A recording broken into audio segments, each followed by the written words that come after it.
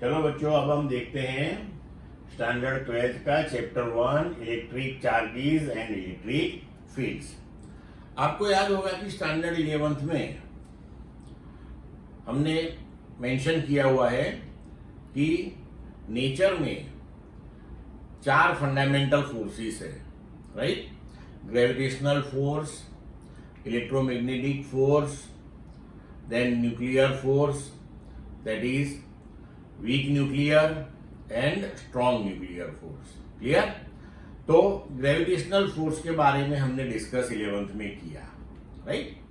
कि cause of gravitational force that is mass, मतलब कि कोई भी जो सब्सटेंस होता है, ऑब्जेक्ट होता है, वो मास पोसेस करता है। कोई भी पार्टिकल गिन लो, मास पोसेस करता है। And that mass, that feature, right, that is responsible for gravitational force. Mass की वजह से ग्रेविटेशनल फोर्स लगता है। देन आफ्टर जब साइंस में डेवलपमेंट हुआ तो साइंटिस्ट लोगों ने देखा कि ग्रेविटेशनल फोर्स से भी काफी स्ट्रॉन्ग फोर्स नेचर में अवेलेबल है, राइट? तो उसके पीछे क्या है? What is the cause of this particular force? तो वो जब फाइंड आउट करने के लिए उन्होंने एक्सपेरिमेंट्स किए, तो देखो क्या मिला उन्हें कि फर्स्ट टॉपिक अपना है इलेक्ट्रिक चार्ज। तो पहले हम एक्सपेरिमेंट देखते हैं कि मानो कि एक ग्लास रॉड हम ले लेते हैं, ग्लास रॉड और सिल्क क्लॉथ, दो लेके हम ग्लास रॉड को सिल्क क्लॉथ से ऐसे रब करते हैं, राइट? तो एक ग्लास रॉड जो सिल्क क्लॉथ के साथ रब किया हुआ है, उसे हम सिल्क थ्रेड से ऐसे सस्पेंड करते हैं, और सेम टाइप का दूसरा ग्लास रॉड ले लेते हैं, उसे भी हम सिल्क क्लॉथ के साथ रब करते हैं ऐसे।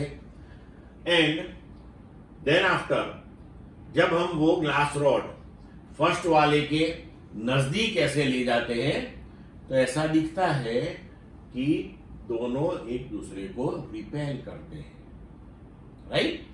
अब दूसरा एक्सपेरिमेंट देखा इन लोगों ने कि जिसमें प्लास्टिक रॉड फर के साथ रब किया गया।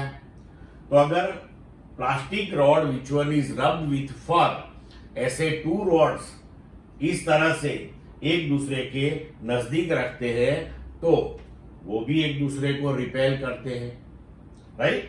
सो similarly two plastic rods rub with cat's fur repel each other. Okay, अब थोड़ा अलग करते हैं कि एक ग्लास रॉड ले लेते हैं रब्ड विथ सिल्क क्लॉथ, दूसरा प्लास्टिक रॉड ले लेते हैं रब्ड विथ फर, और उन दोनों को एक दूसरे के नजदीक रखते ही हम देख सकते हैं कि they attract each other, they attract each other. Okay, तो ऐसे ही सेम एक्सपेरिमेंट आप पीच बॉल के लिए भी कर सकते हो कि अगर पीच बॉल को आप प्लास्टिक रॉड से टच कर लो और ऐसे 2 पीच बॉल आप सस्पेंड करते हो, और दोनों को plastic rod which one is rubbed with fur, जो फर के साथ रब किया हुआ है, उससे हम टच कर ले ग्लास रॉड, उसको हम विच one is rubbed with silk cloth, उसको हम पीच बॉल से टच करें, तो हम देख सकते हैं कि वो रिपेल करते हैं। लेकिन एक पीच बॉल को हम ग्लास रॉड से टच करें और एक को हम प्लास्टिक रॉड से टच करें, तो वो दोनों एक दूसरे को अट्रैक्ट करते हैं।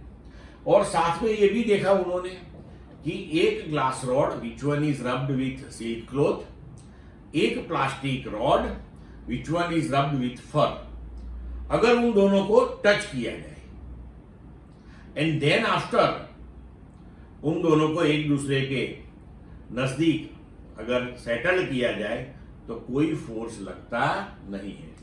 तो जब साइंटिस्ट ने ये सब ऑब्जर्व किया, तब उनको लगा कि ये जो अट्रैक्टिव और रिपल्सिव फोर्स है, उसके लिए जो रिस्पॉन्सिबल क्वांटिटी है वो है इलेक्ट्रिक चार्ज। जैसे मास वो fundamental intrinsic property of matter है, उसी तरह मैटर चार्ज भी पॉसेस करती है, राइट।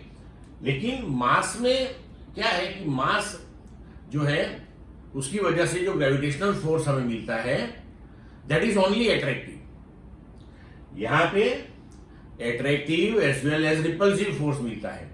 लेकिन जब ये प्लास्टिक रॉड और ग्लास रॉड को टच करके हम रिलीज करते हैं, देन आफ्टर एक दूसरे के नजदीक रखते हैं, तो कोई फोर्स नहीं लगता। इसका मतलब है कि इलेक्ट्रिक चार्जेस जो है वो टू टाइप्स के हैं और एक दूसरे से वो ऑपोजिट कैरेक्टरिस्टिक वाले हैं। तो फिर साइंटिस्ट लोगों ने डिसाइड किया कि मैटर में दो टाइप के चार्जेस होते हैं, वन को नाम दिया पॉजिटिव चार्ज और दूसरे को नाम दिया नेगेटिव चार्ज। क्योंकि पॉजिटिव नेगेटिव को जब मिलाते हैं तो न्यूट्रलाइज हो जाता है, तो वो दिखता है, इसलिए नाम दिया पॉजिटिव नेगेटिव, राइट। और फिर आगे जाके उन लोगों ने कन्वेंशनली ये डिसाइड किया कि जो इलेक्ट्रॉन के पास चार्ज है उसे हम नेगेटिव गिनेंगे और प्रोटॉन के पास जो चार्ज है उसे हम पॉजिटिव गिनेंगे। ये कन्वेंशन है, राइट। इसके पीछे कोई फिजिक्स नहीं है, पहले से तय किया गया कि प्रोटॉन का जो चार्ज है it will be considered positive and electron का जो चार्ज है it will be considered negative. So it was concluded after many careful studies by different scientists that there were only two kinds of an entity which is called the electric charge are the cause of this attractive and repulsive force, means this electric force. The property which differentiates the two kinds of charges, that is called the polarity of charge. The charges were named as positive and negative by the American scientist Benjamin Franklin. The force acting between two like charges is repulsive and it is attractive between two unlike charges. मतलब कि positive positive repel करते हैं, negative negative repel करते हैं, but positive और negative ले लो तो वो दोनों अट्रैक्ट करते हैं। The SI unit of the quantity of charge is coulomb and it is abbreviated as C. एक कूलम्ब चार्ज किसको बोलते हैं वो हम देखेंगे आगे। The charge on a proton that is calculated as plus 1.6 into 10 raised to minus 19 coulomb. यहाँ पे 10 कर लेना, 10 raised to minus 19 coulomb, and charge on the electron that is minus 1.6 into 10 raised to minus 19 coulomb। Clear बच्चों?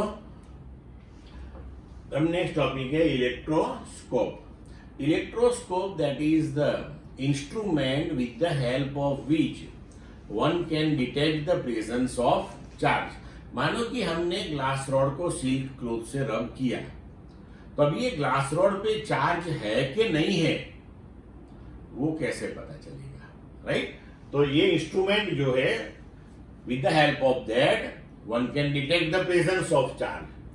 तो instrument जो है उसमें एक बॉक्स के अंदर ये कंडक्टिंग रॉड के एंड पे गोल्ड लीव्स ऐसे अटैच किए होते हैं सॉरी, और यहां पे ऊपर मेटल नॉब रहता है। अब यहां पे क्या होता है कि हमेशा याद रखो कि whenever there is the transfer of charge always negative charge will be moved, क्योंकि इलेक्ट्रॉन्स ऑर्बिट में होते हैं, इजीली फ्री हो सकते हैं। प्रोटॉन्स न्यूक्लियस में रहते हैं, वो फ्री नहीं हो सकते। क्लियर? तो हमेशा याद रखना ये चीज कि whenever there is the transfer of charge always negative charge will be transferred. Okay, अब मानो कि हमारे पास ग्लास रॉड है, राइट। तो glass rod which one is rubbed with silk cloth. अब उसको हम ये मेटल नॉब के नजदीक अगर रख देंगे तो क्या होगा कि इसके ऊपर पॉजिटिव चार्ज है तो वो यहां पे नेगेटिव चार्ज को अट्रैक्ट करेगा। तो negative charges will be transferred to the metal knob. तो यहां पे गोल्ड लीव्स पे क्या होगा कि गोल्ड लीव्स इलेक्ट्रिकली न्यूट्रल थे पहले, मतलब कि total amount of negative charge and total amount of positive charge same था। तो दोनों गोल्ड लीव्स ऐसे थे। अब क्या हुआ कि नेगेटिव चार्जेस यहां पे ट्रांसफर हो गए, राइट। तो गोल्ड लीव्स जो है उसके ऊपर एक्सेस पॉजिटिव चार्ज रहेगा।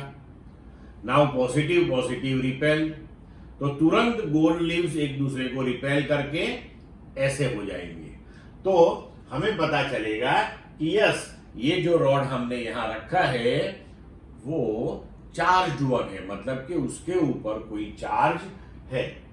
एक सिंपल मेथड है, एल्यूमिनियम फॉइल से आप अपने घर में भी ऐसा इंस्ट्रूमेंट प्रिपेयर कर सकते हो और उसको चेक कर सकते हो। Then conductors and insulators, so very simple thing, those substances which allow electricity to pass through them easily are called conductors, and those who offer high resistance to the passage of electricity or does not allow electricity to pass through them are called insulators. Clear बच्चों?